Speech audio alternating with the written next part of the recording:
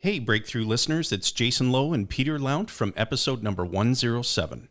At Ascendant Financial, mybankersvault.com, we specialize in teaching real estate investors across Canada the process of becoming your own banker, the infinite banking concept.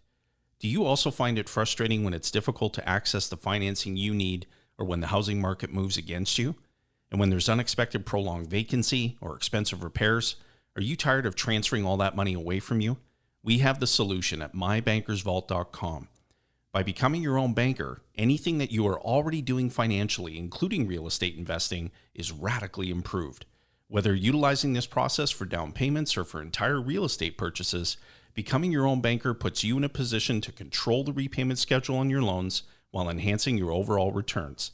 Whether you are brand new to real estate or a seasoned investor, we believe that ready access to money and financial control should be in your hands, not the bank's or a loan officer. We have an exclusive and irresistible package for Breakthrough podcast listeners. If you want the best way to build and deploy capital, easier access to money, better returns, and less headaches, head on over to mybankersvault.com. That's mybankersvault.com. Hey guys, Omar Khan here with Data Trading Co. I wanted to tell you about episode 124 of the Breakthrough Podcast. We currently have a special offer for Breakthrough Podcast listeners. We're offering a free 1-hour live training session where we show how to instantly add stock options as a new income stream. Now, I've used this myself personally over the years to create a sizable real estate portfolio for myself, and there's no reason you can't as well. Cool thing is it only takes about 30 minutes a day, so if you have a job, or if you have a business, or you're just spending a lot of time with your family, you're gonna have time to incorporate this in your life if you take the time to learn this, okay? Now, we're also offering a 15-minute free consultation to discuss how our option strategy can work with your current investment strategy and really take your investment to the next level, okay? So for more information, check out 30minutestocktrader.com/breakthrough to join us on our free live training, our next webinar. Remember again, episode 124, where Sandy and I go over exactly how I use this strategy to acquire a large real estate portfolio for myself, and there's no reason why you can't as well. See you there, guys. Talk soon. If you're looking for the skills and tools to succeed in real estate investing, you've come to the right place. This show is about breaking through barriers, breaking through limiting beliefs, and breaking through to the life that you want to live through the power of real estate investing. This is the Breakthrough Real Estate Investing Podcast. And now, here are your hosts, Rob Brake and Sandy McKay. Hello and welcome back, everybody. Thanks for joining us again today. We are very excited, as we always are, about today's show and our guest that we have waiting in the wings. Yeah, so we'll get to him in just a couple minutes. Sandy, you're here with me again as usual. How are you? Yeah, I'm pumped up and excited for the new show, and looking forward to learning and growing some more as we get through another show here. Everyone should go over to our website, breakthroughreipodcast.ca. There they can download any of our past shows that we've done over the last years and years and listen to all the exciting information that our guests have provided over in that time. So please do go over breakthroughreipodcast.ca.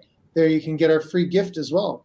You can get a free gift, the ultimate strategy for building wealth through real estate. When you do that, you'll also get on our list, so you never miss a show. You will get updates as we go along with things going on in our life and businesses and all sorts of fun stuff. So go pick that up too. And so you never miss out. There's a little glitchy on my side, but I think Sandy was just about to say that everyone should also leave us a rating and review on iTunes. Isn't that right? Of course. Rating and review. If you're watching live, we are hosting these live. If you're able to tune in live and chat with us, ask us some questions, that's a great way to tune in as well. Facebook or YouTube. You can also, of course, leave us a review on iTunes, where we've got tons of great reviews, tons of action there, and 7+ years of episodes that you can go binge on and enjoy. So we always appreciate feedback and reviews on there. If you have thoughts for the show, you want to see a specific type of guest or specific category or topic, we're always reading through those and doing our best to bring on experts in those fields. So leave us some info there, some reviews. We'd love to see that. It helps us get the show out to more Canadians across the country. And we'll talk about it a little bit more on the next episode once I'm fully set up here. But I'm just about ready to start helping people collect some properties here in Costa Rica as well. So anyone listening, give me a call, reach out. We've got plenty of exciting income properties all over this area in Guanacaste. And I'd be more than happy to share some of the opportunities with you guys. So reach out and we'll start a conversation about your next, vacation home. Awesome. That's exciting too. People that have been following for the last few months have got to join in on some of your experience there with that. So that's exciting. Congrats. Yeah, thank you. We'll talk about that on the next show once I'm fully set up here. We got the closing. Actually, I'll share a little bit.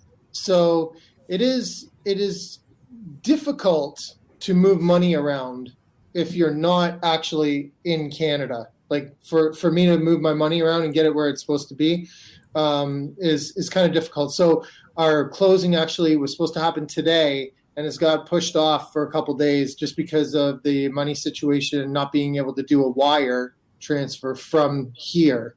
So things have been complicated a little bit more. I'm just happy that there wasn't a closing on the other side that was reliant on us closing on the house today. So we're lucky in that way. But so that's a little bit disappointing, and I've got to get on the phone right after we're done here and make sure that things are still moving in the right direction as far as that all goes, and hopefully we'll have that place in our possession on the next time that we talk. Amazing. Looking forward to learning more about that and hearing about it. It's exciting. Mm-hmm. And I guess before we get started, we should ask what's up with you? What's new with you? There's not that much on my side. Nothing that exciting, at least, since we last spoke. Honestly, not that much. I got a couple things in the works that we'll maybe be able to disclose some more about in the next episode or two. But right now, just working on a few renovation projects that we've had for a bit, dealing with some tenant issues. nothing really beyond the normal challenges that stuff brings. How's the new brokerage going? New brokerage is amazing. We're 7 months almost in, 6.5, 7 months. So it's been a good journey. It's been a few ups and downs getting things off the ground. However, for where we're at, I think we're doing really well. We got 70. I think we're going to hit over 70 agents now this month. And, that's been exciting, of course, just growing that. We've got great people in place to help us do it. So yeah, even despite all the different challenges with COVID and everything, we've done good. We're about to do some in-person things in the next month, which is really exciting because we've never done any in-person events or trainings or anything like that. Yeah, I was going to say pretty much every day you guys are announcing a new agent joining you guys. So, well, there's only 60,000 of them or something to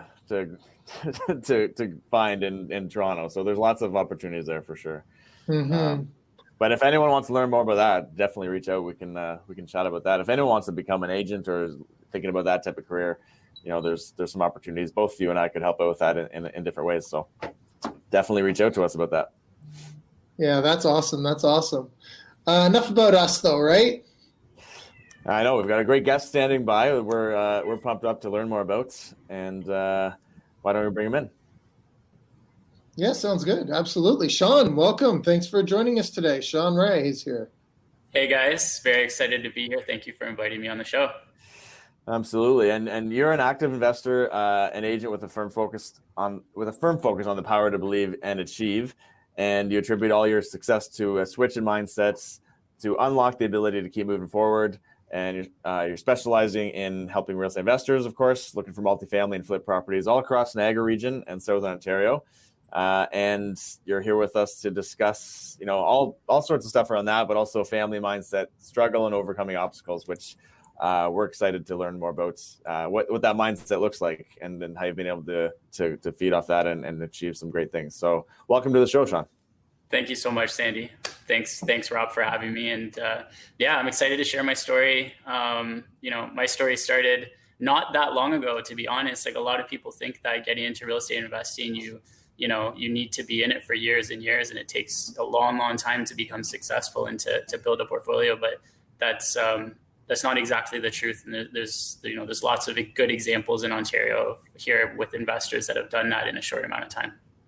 Yeah. So, I mean, again, thanks for being here. And so let's talk specifically about you, though. We're not here to talk about those other guys that have done it. Let's hear your story. Tell us a little bit about yourself and your family. Let's start out that way.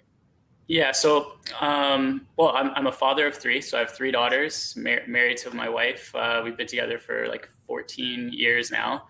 I have a 6-year-old, an 8-year-old, and a 9-month-old. And before, going back into why I got into real estate investing, it was because I was struggling financially. So I didn't have the financial means to really support my first daughter when we had her. And I found out that, working as an IT guy, working my way up the corporate ladder, I was 25 years old, turning 26, and I was buying my first house.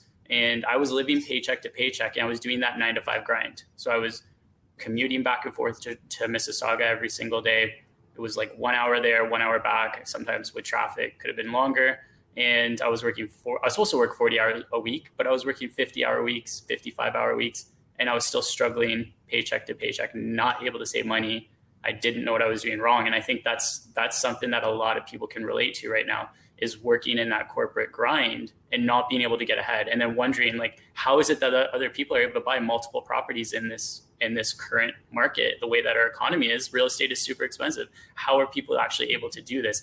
And I didn't know the answer to that when I was 25. And that's basically where my journey started. And I started educating myself on real estate investing. Cool. And you've been all around Niagara region the whole time? So I grew up in Hamilton originally. I was born and raised in Hamilton. I lived there until I was 25, and I purchased my first property, not a rental property or a real estate investment. I purchased my first home that I moved into. And it was a new build out in Stony Creek. I bought it when I was 25. I think it was done being built when I was 27. We moved into it. And that's basically where I realized that I was completely house poor and I was broke. And I needed to fix something, right? Because I was like, I just had my first daughter. So we just moved in, new baby. I had like 2 car leases. I was leasing a car. My wife was leasing a car. I was working this corporate job I was trying to work my way up the ladder, trying to get, salary increase, whatnot. And at the end of the day, every 2 weeks, all the money goes out, pay my mortgage, pay my bills, pay my car leases, take the wife out to a steak dinner, buy the baby diapers, and I'm broke again. And I got to repeat and do it. And I came across the book, Rich Dad, Poor Dad. Lots of people can relate to that. I read Robert Kiyosaki's book and learned about the cash flow quadrant. And then I read the cash flow quadrant. And then I started reading some other books. And that's where I started realizing I need to focus on assets. And that the house that I thought was an asset, because all of my friends and family and everybody else owned one home, and they said, hey, you should buy a house. It's going to be the best investment that you ever make. I realized that through reading those books, that my house wasn't necessarily an asset, because it wasn't actually putting money in my pocket. It was actually costing me a lot of money every single month. And it was basically my biggest expense. And so I switched my focus to, how can I buy an asset that's going to put money in my pocket? And at that point, I had the discussion with my wife, and I said, would you be willing to sell our brand new house that we just, customized, new flooring, like with the flooring, the cabinets, and all of our appliances, to like an older duplex that we're going to house hack? And she actually agreed. And we ended up moving into the Niagara region. Within 12 months, we sold that house, and we used the funds from that house to buy our first house hack, which was a duplex. I lived upstairs and we rented out the downstairs. And that's where the whole journey started, where I said, okay, I'm going to put together a plan of buying more than one property. So this was going to be my first property. And I put together a plan of like 3-year plan, a 5-year plan, and a 10-year plan, and how I'm going to scale my portfolio essentially.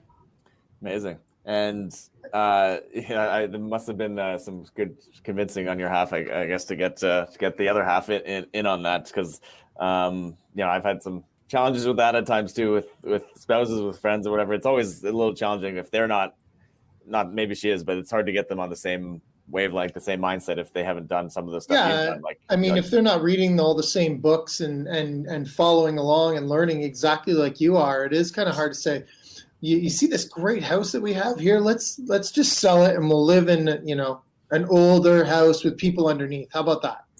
And we had a baby. Right. So, yeah. And so that was super foreign to us because we were going to live with strangers in a house and we had a new baby. And I got to tell you, she was the only one that supported me. She was the only one who said it's a good idea. Everyone else, like my friends, my family, everyone said, Sean, you're crazy. I can't believe you're about to do this. Well, it's a little short-term kind of sacrifice, right? To achieve something bigger in the long term. And then how did that parlay into the rest of your investment journey from that point forward? I can give you the really short-winded story or a little bit more detail. I don't know which ones you guys prefer, but we've got some time. Let's hit just a few details. Yeah. Okay. So I bought that one it would have been like 2013, 2014. So we're going back 7 years. That was my first duplex 7 years ago. And I house hacked it. And my plan was to buy a second property within 3 years. So I wanted to save up enough money. And again, I didn't have any money saved. I didn't have family that had money. I really had no money, and I used 100% of my money to buy this house hack. So I had to start from scratch. I didn't understand refinancing. I didn't understand vendor takebacks. I didn't understand private lending. I knew nothing about any of those things. So in my mind at that time, I had to go and I had to work really hard to save enough money to buy another house. I had to build up enough money to have the down payment. So I put together a 3-year plan to buy my second property. So I was thinking by 2017, I'm going to buy the next one. And fast forward 3 years. So 3 years went by. I still worked the same IT job. I was working the corporate job. I was trying to save money. But what ended up happening is with the money that we offset from the rental income coming from downstairs, we just ended up spending it because I hadn't changed my financial aptitude. I hadn't changed the way I looked at money. So I started saving that extra $1,000 a month because I wasn't paying that mortgage, but I wasn't actually saving it. I was just spending it. And three years went by and we still had no money saved. And I looked at this whiteboard that I had written. It was actually a piece of paper that I wrote down on a journal. And I opened it and I'm like, man, 3 years have gone by. I don't have any money saved to buy this second, property. What am I going to do? And so talk with my wife. And I said, I'm going to have to get another job, on top of my corporate job. And so I went and I got a job at a sushi restaurant and I was working my 9 to 5. I went to the sushi restaurant after work and I'd work there until 11 o'clock and I was saving some money. And then I realized I'm not saving money fast enough after I did this for 2 months. So I went and I got a taxi job in the evenings after the sushi restaurant. So I was working my corporate job, then I'd work at the sushi restaurant, then I'd drive a taxi until 3 a.m. and then I'd go back to the corporate job at 8 a.m. And I did this for about 11 months and I was able to save up the $18,000 or $20,000 that I needed to buy my second rental that I was going to move into. I was going to house hack it again. So it was a 5% down property. And that's what I did. And so I kept the first property in Welland and I went and I moved into a property in Fort Erie and we bought a triplex at that time and we house hacked it. And that was in 2016, end of 2016, start of 2017. So that's where everything changed for me. Because I realized that going from that one property where we just had the bottom rented out to then moving into a triplex, I went from one rental per unit to 4 rental incomes coming in now, right? And that changed everything for me because I started making all this extra income that I didn't have from rentals, and it was almost the same amount as my salary. And I was like, I can't believe I just did this with one move. I bought a second rental. So that's where I dialed in and I really focused on educating myself. I started reading every single book that I could possibly find on mindset, on networking, on working with other people, just becoming a better version of myself. And I started building out my network at that point. I started connecting with mortgage brokers and people who could assist me. And at that point I connected with my mortgage broker within about 8 months of me buying the triplex. And he told me, Sean, we can refinance your first property. We can leverage that equity and purchase a third one. And then we can start scaling your portfolio. And in 2018, I learned about the BRRRR strategy and I implemented my first BRRRR project. And I bought a duplex and I did the BRRRR strategy and executed it in 40 days and had all my money back. And that just motivated me even more. And after that third property in 2018, I bought five or six in 2019 and did the BRRRR strategy on every single one of them. And I continued that into 2020 and into this year as well. Nice. You know what I find impressive and just like so foreign to me is not like working a large amount of hours, but just having that support, honestly, to go out or I don't even know how you could do it. Go work at a restaurant and then go drive a cab until 3 a.m. Then what? Get home, sleep for what? 2 hours and then get up and go back to work? Yeah, it's like 4 or 5 hours, something like that. Yeah. That is absolutely insane. But I guess, man, that's eye of the tiger right there.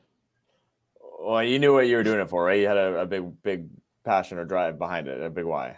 It was very, very focused. And going back to the why, like why all of a sudden, right? Because you think like, hey, I'm 26, 27 years old. At that time, I was now 29 years old, and I never had that drive.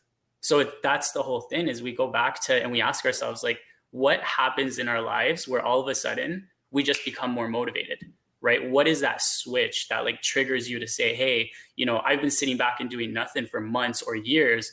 And now all of a sudden you see somebody just excel and they go past all of their peers and they have ambitions and they're hustling and they're motivated. And for me, that would have been my child, because when I was 26, turning 27, and I had my first daughter, I realized that I wasn't going to be able to give her the life that I would have wanted with financially, because I was living paycheck to paycheck. And I knew that if I was living paycheck to paycheck now, it wasn't going to get better unless I changed something. I needed to change something so that financially, as my child grew up, I could afford to give her a better lifestyle. And going back to that, that's the motivator. That was the why of what pushed me and started driving me to, hey, I'm going to work 2 jobs. I'm going to work 3 jobs. I'm going to do whatever it takes to be able to buy these rental properties, because I know that buying them will change my life. It's changed your life in other ways too, though, right? Like we were talking just before the show, and I've seen all your posts. You just got back from a pretty extended stay in Belize, right? Yeah, I did. So this goes back again to, it was educating myself on what is it that I want to do with my life that's going to make me happy and it's going to make my family happy, and how do I achieve those things? And the answer that goes back to how do you achieve any goal that you want in life? And that's by taking actionable steps. And so one of the first actionable steps that I do with anything that I want to accomplish is I write it down. And I'll write it down. I don't know if you guys can see this, but I have a whiteboard right there. So that whiteboard is basically my annual list. It's my checklist of things that I need to accomplish this year. So I wrote that in January of 2021, and I wrote all of the things down. And one of the items, there's 25 items on there, but one item on that list is to take a 3-month vacation in the Caribbean. And I had to figure out how to do it. So I started that process in January of figuring out, how can I take 3 months off while I'm property managing like 90% of my units or 85% of my units. I still manage them myself. So how can I figure out how to actually take a 3-month vacation while still having all of these rental units that I need to manage? And so it took me 3 or 4 months to figure out that process and have a system in place where I could actually leave and I didn't have to deal with the tenant issues. And I was able to set that up and implement it and take that vacation. And I was gone and I came back and everything's still standing. Well, let's dig into that a little bit more now too, because it leads right into the next question. So and that'll be one of them, but I'm sure there's others. What roadblocks have you encountered along the way here, and how did you overcome them? So I mean, just pushing through and getting that money saved for the one, that's a huge roadblock that most people would think was too big. I'm pretty sure a lot of people don't want to take that kind of action to get where they want to go. But what are some of the other ones? Yeah, so I would say that the next roadblock or hurdle that I came across going back into after I had moved into the second rental property, I was working on the BRRRR project on the third one. I executed it, but during that project, one of the hurdles that I would say that was the hardest hurdle to overcome was taking 100% of the money that I had including, a line of credit that I had to borrow, and never having had that much money in my life and putting it all into one rental property. For me, that was the scariest thing that I'd ever done in my life, because if I failed, I was broke, and I was probably in a worse off situation than when I started. And so for me, that was a huge mental hurdle that I had to get over. And the way that I was able to overcome it was honestly by talking to other real estate investors who were in my market and who were doing it, because they gave me that motivation and the confidence to continue going, and made me believe in myself that I was actually going to be able to do this, and that I wasn't going to fail, and that they had just successfully completed it. So if they can do it, then I can do it.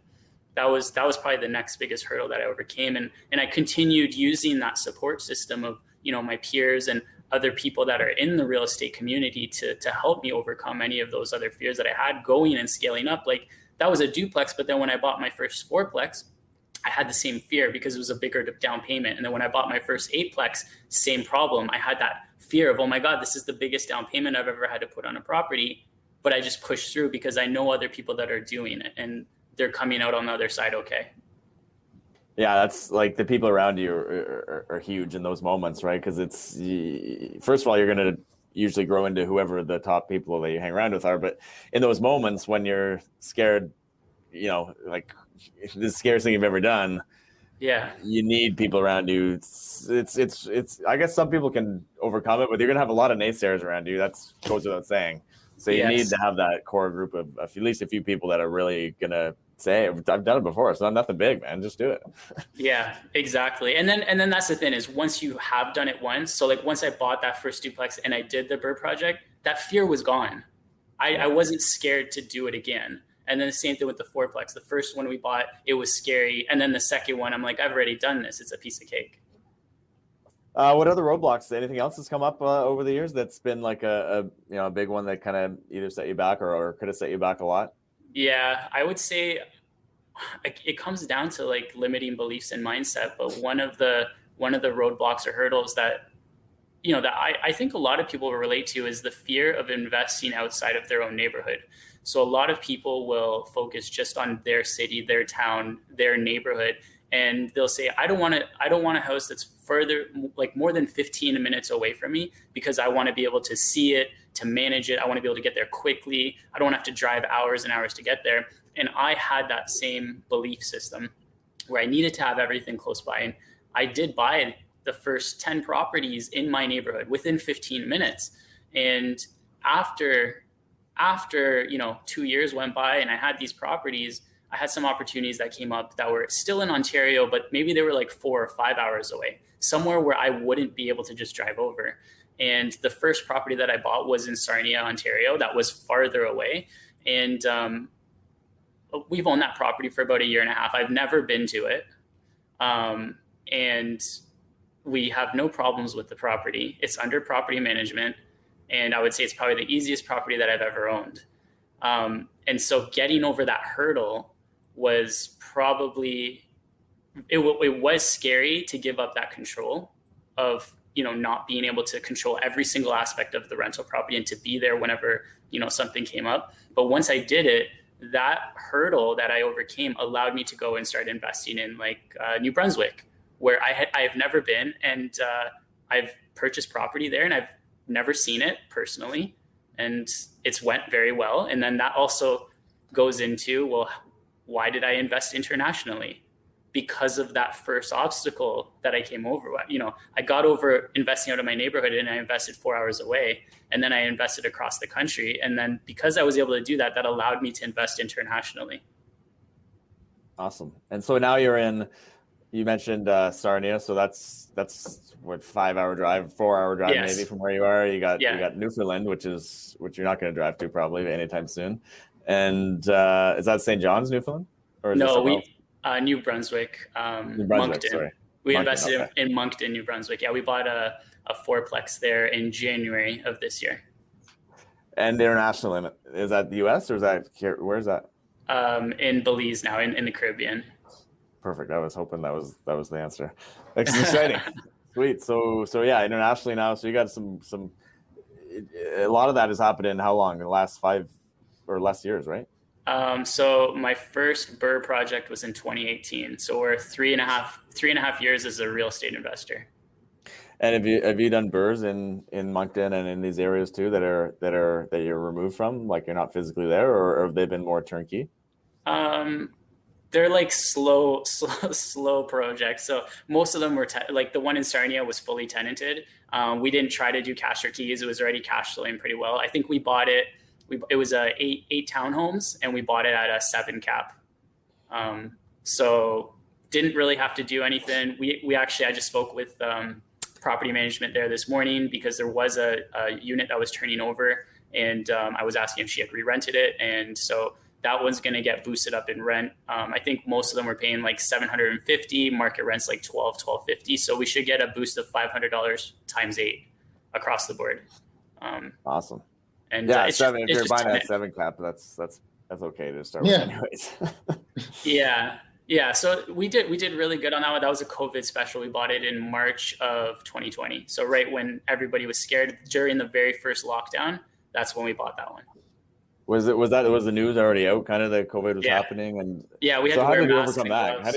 How did you overcome that? Because that was a tough point to take action. Like when we're talking about taking action, and there was a lot of people that would have told you, just play it cool here. We got to be careful right now. But I'm guessing you're going to look back on that and think that was thank goodness you took action, because it's probably gone up like crazy at this point. Yeah. We paid $800,000 for 8 townhomes. I think that, what's the saying? There's the risk favors the brave or something like that. Or something, there's a saying rewards the brave, but yeah, that was a little bit it was scary. It was a little bit ballsy to do it. But the numbers made sense. And when you go back to the fundamentals of real estate investing, do the numbers make sense? Does the property cash flow right now as is? Do I need to forcefully do a BRRRR project, do cash for keys? And do I need to have 3 things happen correctly just for this property to turn out the way that I want, right? And if the answer to that is yes, then that's a lot riskier than going into a property knowing that it cash flows as is and you don't need to do anything for it to cash flow. And the likelihood that your rents, when they're already very low, would go lower is very unlikely. It was a very low risk investment in my perspective. But that was only because we've already done so many purchases prior to going into that we were confident enough in knowing the numbers. And when we know if the numbers work, they're not going to change. So tell us about your Belize property. Yeah. So that started, we're 2021. That started January of 2020 as well. So kind of it's all kind of linked together of where you see that like mindset shift of, I started getting over some of the fear that I had of real estate investing. So that was just right around when we purchased Sarnia. And what ended up happening was I was on a trip to Cuba in December with a friend, and we're laying on the beach, and I've always wanted to own property like by the beach in the Caribbean. That's a dream. Every time you go to Mexico, you go anywhere, you're just like, man, how can I own property here? I want to live down here. I want to have a vacation home here, right? And that's, you're sitting with your friends on the beach, having beers, having drinks, mojitos, and that conversation always comes up. And we were having that conversation. And while we're in Cuba, I went online and I started looking at places where we can invest and buy, because we can't in Cuba. As a Canadian, you can't just go and buy property in Cuba. So I started looking around and I came across Belize, and I had already learned about Belize, and I had come across some listings, in the prior years before that. But I did my research and I realized that as a Canadian citizen, you can legally buy property, any real estate in Belize, and own it with fee simple title, because it's British common law. So it used to be called British Honduras. They speak so many benefits to investing in Belize. But once I came across it and I did my research, I was like, okay, I'm going to pull the trigger. I'm going to buy something in Belize. And my friend that I was with in Cuba said, let's do it. And so we actually went and we bought some land that's near a beach on an island called Ambergris Caye, just outside of town of San Pedro. And we went through the whole process. So we talked to the real estate agent that works for Remax. We said, hey, we're interested in buying this. Can we get some type of vendor take back or seller financing on it? Because we were a little bit scared. We didn't want to take on too much risk. So we said, what's a way that we can get into this investment with the least amount of risk? And for us, that would be putting a down payment that was minimal, so that if it wasn't actually, if it wasn't actually real, we might lose that money, but we wouldn't lose the whole amount.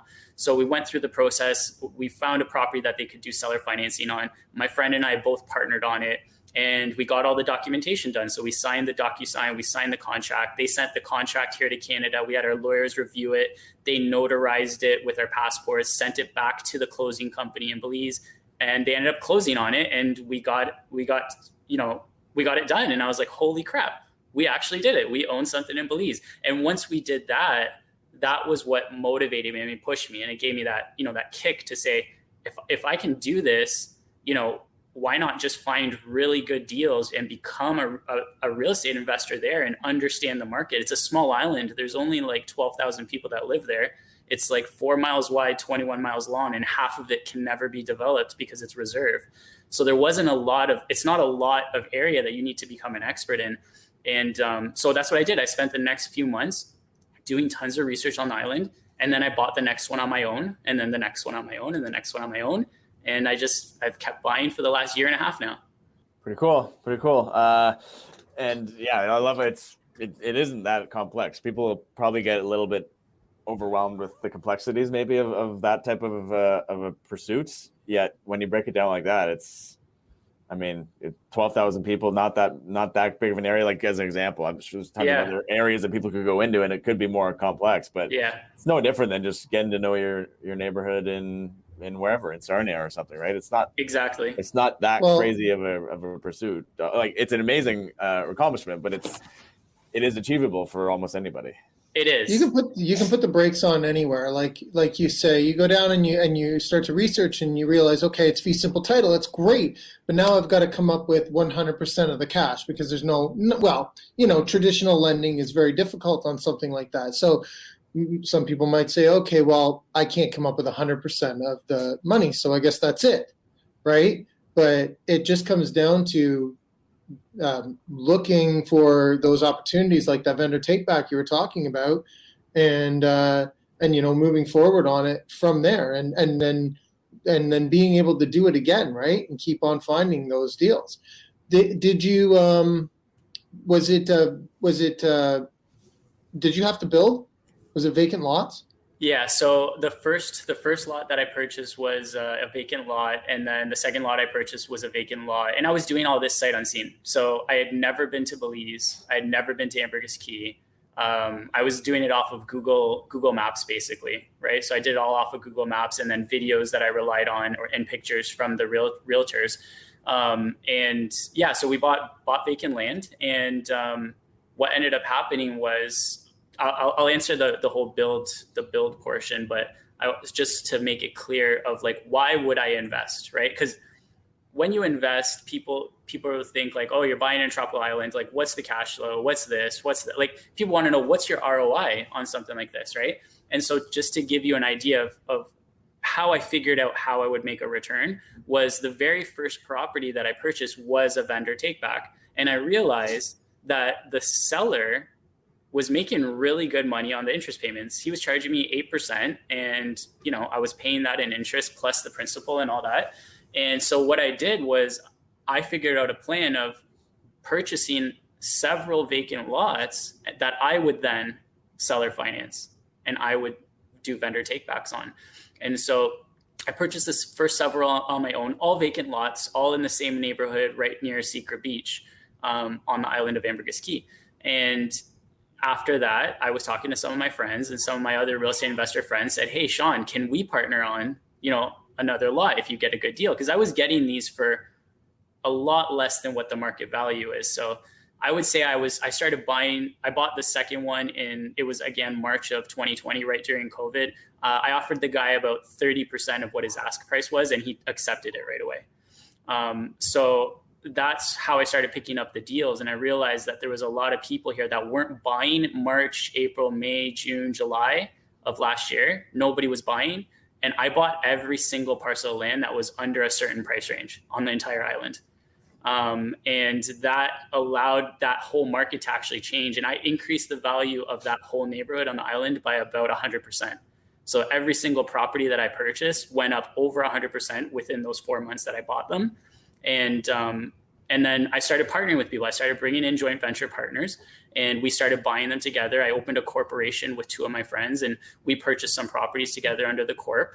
And then I JV'd with some other people. And we purchased, additional lots. And right now I'm up to about 17 parcels, I think 18 parcels of land. And we purchased a condo. So we haven't developed on any of those, but we do have a home now. We have a 2-bedroom, 1,500 square foot condo that's on the island that we just closed on this week. Man, that's incredible. I love this story. Thanks. That's definitely called taking action for sure, man. That's so you're gonna sell most of these parcels of land? They'll be split. So it depends, because some of my partners actually want to actually build down there. So depending on there's 2 options for either one. One option is either we sell them and we do a vendor take back of like 80% at 10% interest rate. I recently sold the one that I bought in March of last year. I sold that for a 300% profit at a 10% interest rate over 30 years. Oh, that is so cool. That is so cool. And then so that's funny. I guess you say that you bought the condo while you were in Canada, but you had seen it. No, I bought the condo. So the condo that I closed on this week, I bought while I was down there the last 3 months. So I went down there for 3 months. When I got to Belize, I had 7 parcels of land and no condo. And in those 3 months, I purchased 11 additional parcels and a condo. That is incredible. Well, I'm definitely sure people are going to want to hear more about that from you, and we're going to get your contact info and how people can get in touch with you about that towards the end of the show here, and it'll be in the show notes as well. But that's great. That's great. Okay, look, there's been a lot on mindset, and I think, clearly, even with your story, people are going to be able to tell that the only thing that stands in their way is their self. Yeah. But, for practicality's sake, give us your top tips for new investors. So one of the things that a lot of investors seem to forget is that there is no special secret that somebody is going to teach you that is just going to catapult you to success. So you're not going to pay a mentor $5,000, $10,000, $25,000, and he's just going to tell you one thing, and all of a sudden now you're going to become successful and you're going to be a real estate millionaire overnight. The real secret to success is working hard, reading books, listening to podcasts like this where other people have already done things, reaching out to those people that you hear on the podcast, and then not just absorbing the information, but then taking action on the information that they give you. That's really the best tip, is educate yourself, network with other people that are investing, partner with other people that are investing if you need to, but take action on those things that you're learning. There's so many people that I've met over the past 3.5 years that were looking for advice on how to scale their investments, how to go from, one rental property to multiple rental properties.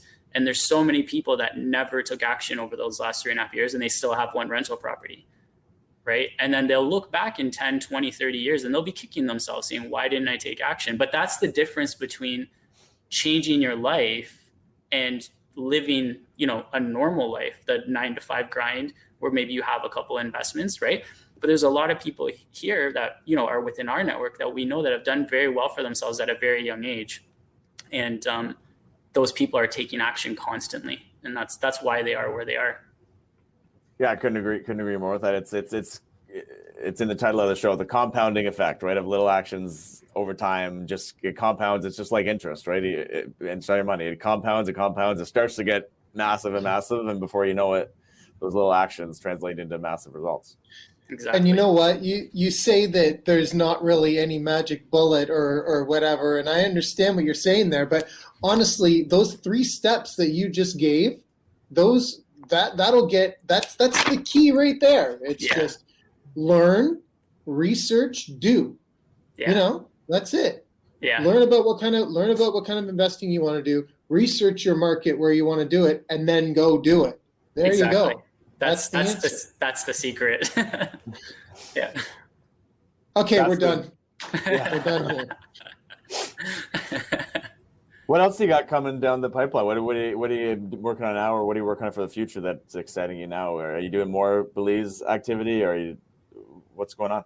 Yeah, so it's like, I just got home 3 days ago from this trip, and it's nice to be home.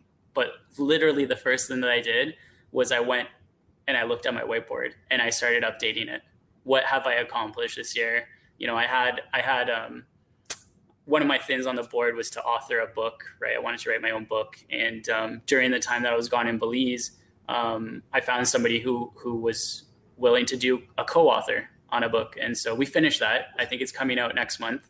I don't know what the book title is. I think we haven't fully decided on it, but so I've co-authored my first book that's coming out next month, which is really exciting.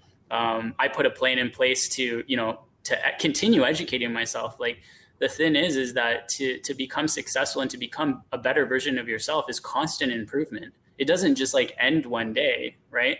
I love the saying of like, you're either growing or dying, right? And so I always want to be growing. I never want to be stagnant, because if I'm stagnant, I'm dying. So I constantly try to improve myself. I'm trying to read more books. So, I'm trying to find new books to read. And I was updating my whiteboard, and I realized that there's so many things that I've accomplished this year that I was like proud of myself, right? So I'm like, oh my God, I'm so proud of myself. I actually accomplished all of these things. And now I need to write down some new goals of what I'm going to do. So I don't know exactly what we're going to do in Belize. I know with the condo itself, it's going to be an Airbnb, and it does require a little bit of love. So it needs some light fixtures. It needs some new handles. It needs some nice touch-ups and stuff like that. So we are going back in September. So we're going to go back to San Pedro in September, and I'm going to be updating the condo, doing some renovations, and then it's going to go on Airbnb. We're going to start getting some rental income on there. So that's right now for Belize. That's really the only project that we have. The rest of the land, all the land acquisitions, we buy everything in cash. So I only have one that's on a vendor take back. All the other land acquisitions that we've done were purchased in cash. So there's no overhead costs. There's no maintenance. We don't have tenants to deal with. There's really nothing to do. We're just holding on to them. And then eventually we'll either sell or we'll build something on them. So the Belize project, really not too much going on. And then here in Canada, part of my goals is to continue acquiring more buildings. So I'm trying to find duplexes, triplexes, fourplexes, or larger. The market is very competitive here in Ontario. The prices are very high and the cap rates are getting compressed. So it's a competitive market. It's hard to pick up really good deals. So I'm continuing to network. I'm trying to, expand my network and connect with more people, maybe where private deals are coming up. And I'm also working as a realtor. So I did get my realtor license in March of this year. And I had a successful first month before I went on vacation. So I did pretty good in the month of March. I think I got top producer for my brokerage. And then I went on vacation. And now I'm back, and I'm going to be back at that grind, right? So I'm going through every single multifamily property that's available in the Niagara region, and I do an analysis on them, and then I send them out to my buyers. So I'm a little bit more proactive than reactive. I don't wait until my buyers come to me. I send out the best deals with the best cap rates and ROIs to all of my buyers, and then they handpick those ones off the MLS and put offers on them. Yeah, I like that. I identify with that too. I mean, I think I like to think anyways that I'm good at finding the deal of the week, let's say, and sending it out instead of waiting for someone to come and say, yeah, I'm ready to buy something. Let's see what we can find. Yeah. I love that strategy. Let's talk a little bit about, before we just skip by this, regardless of the deal being a great deal, which it sounds like, you're on the hunt for that good deal and you're able to find them with enough, searching, I guess, enough hands in the pots, but that still requires a decent amount of capital, regardless of whether you get a VTB, which you said there only the one has the VTB on it. How are you able? Where does that cash come from? Yeah, Okay, so 2018, I invested 2013 when I bought that duplex that I was hacked. No, so going back to 2018, the very first Burr project, where I invested all my money, that was it was $30,000 plus another $15,000 on line of credit, and then like $10,000 on like a credit card. So I had $55,000. I did my Burr project. I got it all back in 45 days. So I had my initial 30,000 back, and then I paid off my lines of credit and credit card. I then rolled that into multiple properties. So 2019, we bought 20 units, something like that, 20 rental units. I bought another 15, 20 rental units in 2020. In total, I think it was about $10 million of real estate that I purchased. I refinanced every single property. That was it. Okay. So so when you went and bought again, so you leveraged the lines of credit and credit cards again to buy the next bulk of the units that you bought, those 20 units that you're talking about, and then you were able to refinance them. Yeah, I actually never used my line of credit or credit card since 2018. So I refinanced the first duplex to pay for the next triplex. I refinanced that triplex to pay for the next fourplex. I refinanced that fourplex to pay for the next fourplex. And then I circled back to the first duplex, refinanced it again to pay for the next duplex. And I just started cycling. I think once I got to about 7 rental properties, I realized that the portfolio grows organically, which means just based on regular 3% mortgage paydown and a 2% appreciation, your portfolio increases in value enough to give you a sufficient down payment to buy another rental property.